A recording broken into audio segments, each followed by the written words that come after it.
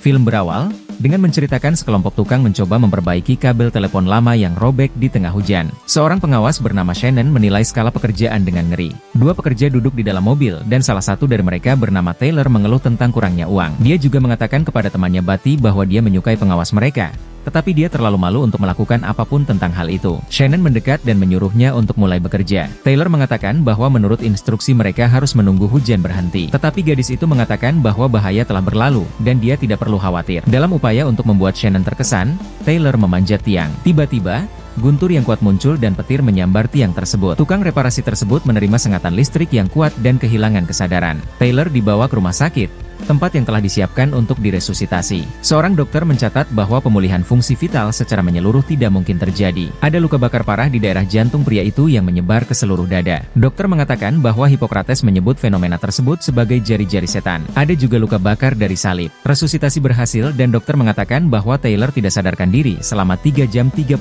menit. Meskipun keadaannya sudah normal, tukang reparasi itu mengalami amnesia. Ia bahkan tidak dapat mengingat nama orang tuanya saat itu juga. Namun, ia secara tidak sengaja mendengar pikiran seorang perawat yang berkomentar negatif tentang dokter itu. Pengamatan ini membuatnya khawatir. Rekan kerja Taylor, Batty, menjemputnya dari rumah sakit. Ia menunjukkan kepada pria itu koran yang menyebutkan kejadian itu. Taylor kesal karena dia tidak lagi memiliki kacamata, sehingga dia tidak dapat membaca artikel itu. Namun, ternyata penglihatan pria itu telah pulih secara ajaib, dan ia tidak perlu memakai kacamata lagi. Ia bertemu dengan tetangganya yang memiliki anak di sebelah rumah ini, dan menyapa mereka. Taylor melihat warna biru bersinar di sekitar kepala anak laki-laki itu, saat ia tiba-tiba mulai menangis. Setelah sampai di rumah, pria itu berbicara kepada temannya tentang hal ini.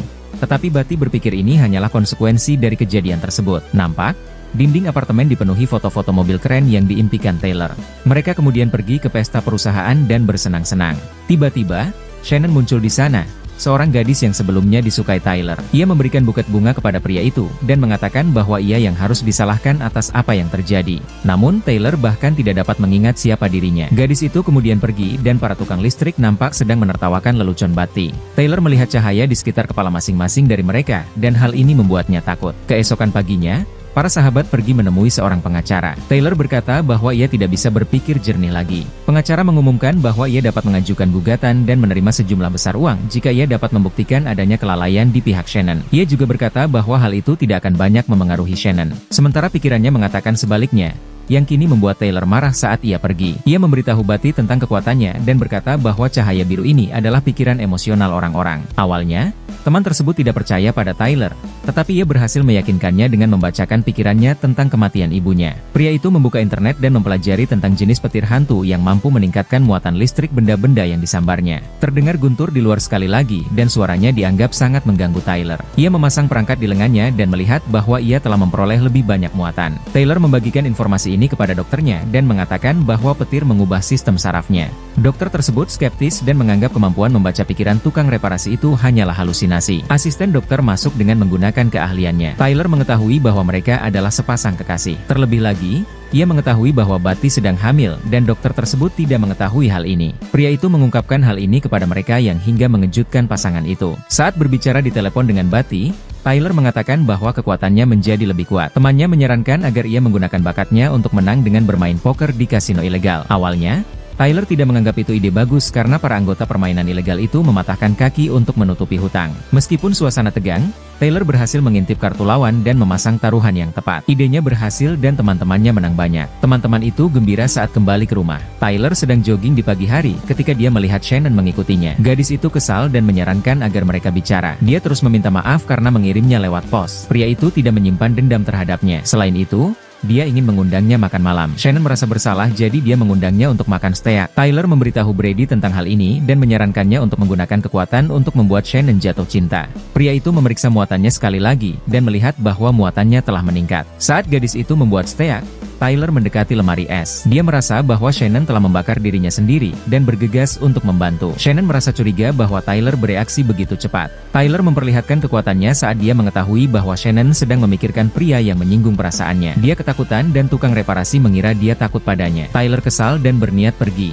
Namun Shannon menghentikannya. Dia mengatakan bahwa pria itu adalah suaminya yang kaya yang memenangkan semua uangnya di pengadilan. Karena itu, dia merasa sulit untuk mempercayai pria-pria itu. Meskipun demikian, mereka berciuman setelah mengetahui rahasia itu, dan kemudian menghabiskan malam bersama. Di pagi hari, Taylor dan Shannon berbicara jujur. Dia mengatakan bahwa dia hanya mewarisi kekurangan uang dari keluarganya, tetapi keberuntungan akhirnya berpihak padanya. Meskipun dia merasakannya, perasaannya terhadap Shannon. Dia tidak mau menentang etos kerja dengan menjalin hubungan dengan seorang pekerja. Tyler bingung karena dia yakin bahwa gadis itu menolaknya karena kekurangan uang. Dia berdiri di atas atap dan bersumpah bahwa dia tidak akan pernah miskin lagi. Buddy dan Tyler membuat rencana. Mereka pergi ke bursa saham. Tyler mulai membaca pikiran investor lain, mencari opsi investasi yang paling cocok. Idenya ternyata berhasil, dan saham yang mereka beli mulai mendatangkan keuntungan.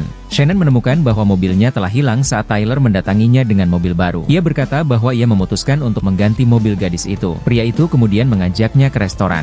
Tyler gembira dengan investasinya yang berhasil, dan ia langsung membanggakannya di hadapan Shannon. Ia juga mencatat bahwa alkohol membantunya mengurangi kebisingan dalam pikiran orang-orang yang kini terus-menerus ia dengar. Namun kekuatannya menjadi begitu kuat sehingga ia kini dapat memaksakan pikirannya kepada orang-orang. Ia menunjukkan hal ini dengan menggunakan dua pelayan sebagai contoh, yang membuat Shannon tertawa. Pria itu membandingkan hal ini dengan tindakan telepon yang dapat menerima dan mengirim sinyal.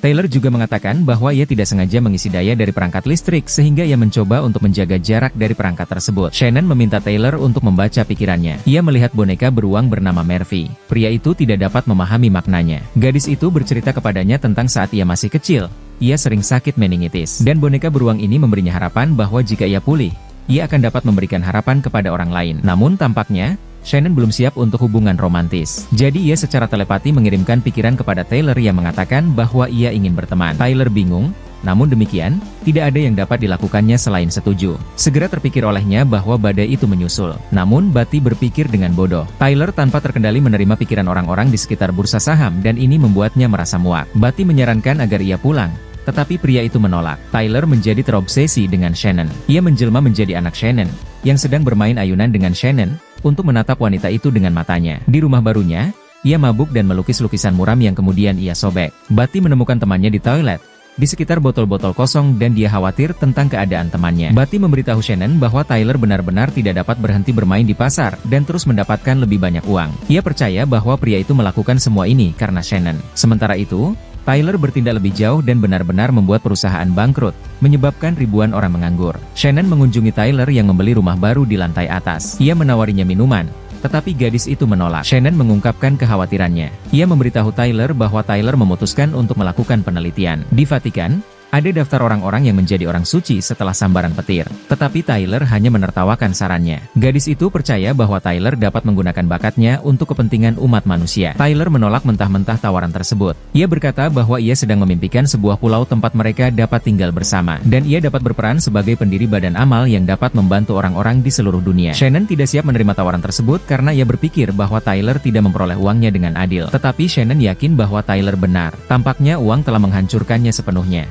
Shannon kesal dengan orang yang telah berubah, menyebutnya bodoh dan egois. Gadis itu berkata bahwa ia tidak ingin melihatnya lagi dan pergi. Tyler mendekati jendela tepat saat Shannon memeluk dan mencium Buddy. Apa yang dilihatnya membuatnya marah. Dalam kemarahan, pria itu memasukkan kepalanya ke dalam microwave untuk mengisi dayanya hingga maksimal.